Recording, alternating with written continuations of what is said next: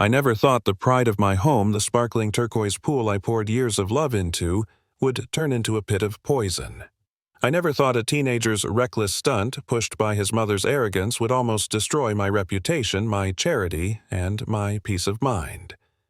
And yet, just one day before my annual fundraising gala, I found myself staring at black sludge swirling across my pool's surface, everything I had built slipping away in oily waves. My name is Sarah Jenkins. For most of my adult life, I worked hard, scrimped, saved, and sacrificed so I could buy this house, a little slice of suburban heaven outside Dallas. The centerpiece of it all was my pool. It wasn't just concrete and water, it was my sanctuary. Every summer, friends and neighbors gathered here, and every year I hosted a charity gala that raised thousands of dollars. I had been planning this year's event for months, arranging catering stringing lights across the patio, trimming every hydrangea by hand. Everything was perfect. Until Karen moved in next door.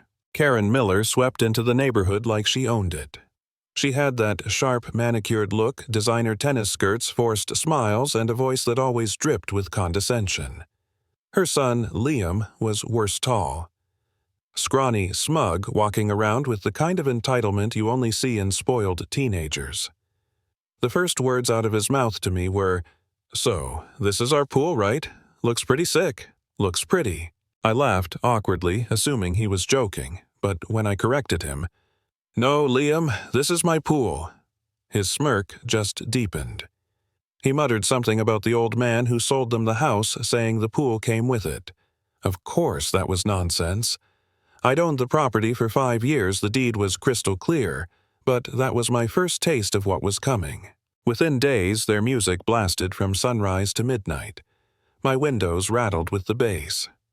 When I walked over to ask Karen to turn it down, she greeted me with fake sympathy, hands clasped like a saint.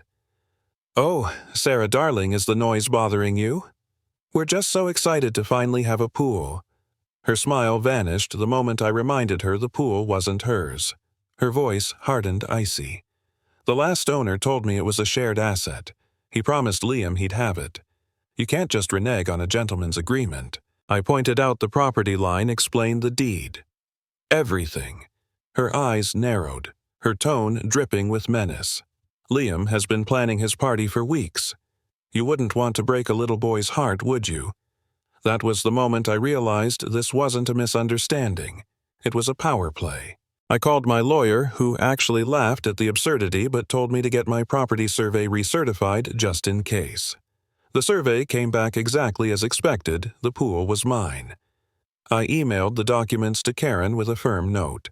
An hour later, she replied with one sentence asterisk, "My son will have his party.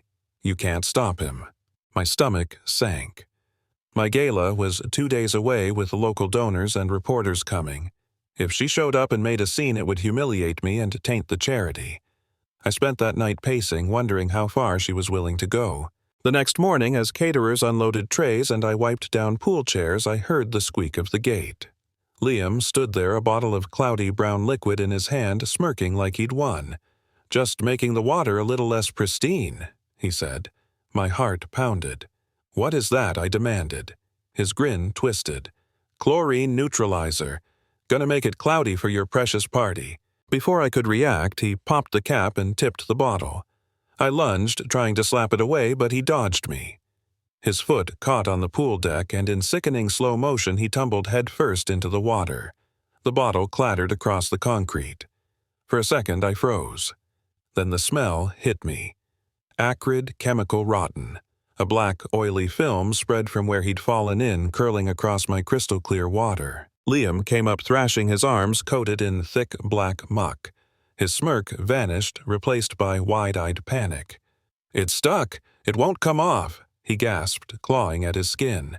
He scrambled out, leaving streaks of oily footprints across my patio. My pool, my sanctuary, the centerpiece of my gala, ruined. That's when Karen arrived. Dressed in white tennis clothes, racket in hand, she took one look at her son, dripping in sludge, and screamed.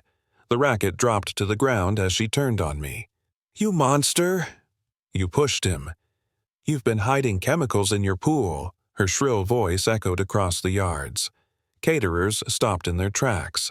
A delivery driver stood frozen with a truck full of flowers, and I felt myself crumble inside. For a moment, I actually doubted myself. Was this my fault? Did I push him too hard? Had I invited this nightmare by standing my ground, I could see the guests arriving tomorrow, the ruined pool, the headlines about toxic waste. All the years of building my charity's reputation gone. I thought about canceling everything, just locking myself inside and letting her win. But then Maria, one of the caterers, spoke up. Calm, steady. Ma'am, we saw it. The boy brought that stuff. He poured it in himself. And right then, Alex, my business partner, pulled into the driveway. He took one look, listened to my panicked ramble, and said firmly, Stay calm. We'll handle this. Don't touch the water. I'll call hazmat and the police. When the officers showed up, Karen was already weaving her lie. She pushed my son into a chemical hazard, she shrieked. But Maria and her team stood by me. They told the truth. And then, the twist that saved me, one of the delivery drivers had recorded everything. The video was shaky but clear. Liam holding the bottle, pouring it, slipping, falling, the sludge spreading, and Karen's voice screeching false accusations. The hazmat team confirmed the worst. It wasn't pool cleaner at all. It was a mix of engine oil and industrial solvent, dangerous, corrosive, illegal, to even store. They told me, flat out, the pool was destroyed, unusable. The cleanup would be expensive. My chest ached with the weight of it. But then my phone buzzed. The video had hit the local news. Headline: *Teenager vandalizes charity pool. Mother falsely accuses homeowner. Within hours, it went viral. Social media lit up. People were furious, not at me, but at Karen and Liam. Suddenly, my charity gala wasn't a quiet backyard event, it was a symbol. Alex acted fast. He called donors, booked a hotel ballroom downtown, and reframed the entire event as a story of resilience. We'll show them, he said. We'll turn this attack into a movement. Meanwhile, Karen's world was collapsing. The police classified the sludge as hazardous waste and opened a criminal investigation. They notified Child Protective Services. Reporters camped outside her house. And across town at my gala, 300 people gathered under glittering chandeliers, the largest turnout we'd ever had. Cameras rolled as I stepped to the stage, my voice steady for the first time in days. One spiteful act tried to undo months of work, I said. But this was never about a pool. It was about community, and no single act of malice can defeat the goodwill of so many. At that very moment, a live news feed flashed onto the big screen police tape around Karen's house, officers carrying evidence boxes. The crowd gasped. I stood there in silence, watching justice unfold in real time.